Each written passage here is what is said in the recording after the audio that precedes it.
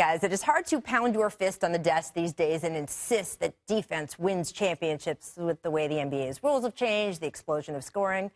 But here's what I do know. Can't win a championship if your defense stinks. And the Cleveland Cavaliers are dangerously close to that at the moment.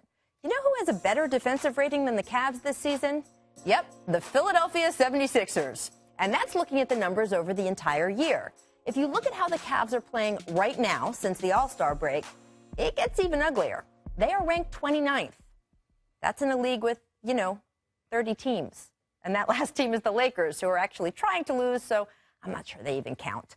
Last night, the Cavaliers gave up 73 points in the first half. Take a look here as they decide that Gary Harris, who's shooting, more than 40% from three, he just doesn't need anyone guarding him, guys.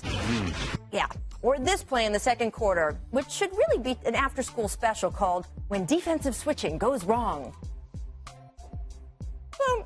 And back in.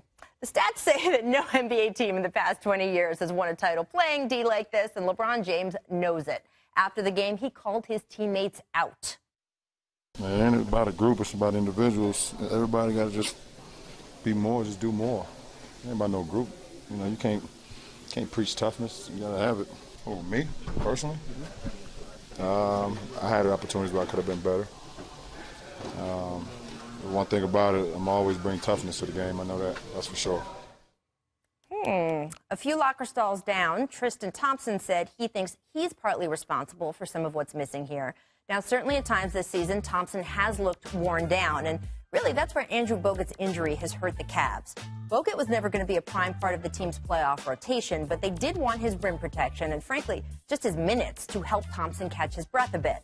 Matthew Dellavedova taking his peskiness to Milwaukee, that isn't helping either. But still, let's face it, even as currently constructed, Cleveland is still an excellent team. They should be better at this. They should at least be trying to be. So, guys, is it time to sound the alarm? You're looking at that Gary Harris highlight, and your face was like, what is happening over there? No, it's not time to sound the alarm. I mean, we're talking about the Cleveland Cavaliers, the defending champions. These guys get bored with the process throughout the season. That's all you think it is? That's all it is. I think once they get to the playoffs, LeBron James will have his troops ready to buckle down and defend and execute defensively, offensively, and apply the pressure that they need to go make a good playoff run. Rachel, they're such a veteran team, and they've now looking to try to make a third straight finals run, that my perspective and my history around the league says don't freak out about it. Defending champions in the past, you go back to the 88 Lakers, they were terrible defensively during the year, kicked in gear. 95 Rockets, terrible defensively during the year, kicked in gear. Then the one everybody always talks about, 2001 Lakers were a terrible defensive team, 15-1 in the playoffs. So I look at it and go, you know what, I'm not going to overreact. That said, again, I've been around long enough to know that when you build habits in the season, those carry you in the playoffs. And if you don't have good defensive habits, that can show up later on. What I will say is I'm not worried about them playing this way in the Eastern Conference to get through. But if they continue to play this way and make it to the finals, they won't win a championship. This is really an indication that they're not afraid. Right? They're not afraid of anybody. They don't wake up in fear of anybody. Like, what are they going? And by the way, LeBron shouldn't be taking shots at anybody. I don't think it's fair to maybe ask more of him. His defense this season has been horrific. It's been the worst defensive season. That's a strong statement. So it's been the worst defensive season of his adult life.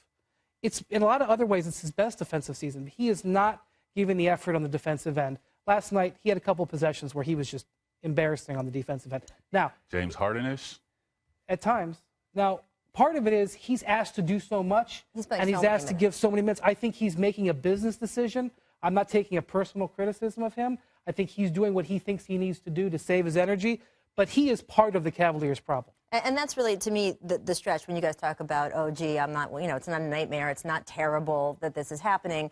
It is that little bit, though, that makes the difference in a conference finals or final situation. We are not talking about the Cavaliers are playing such bad defense.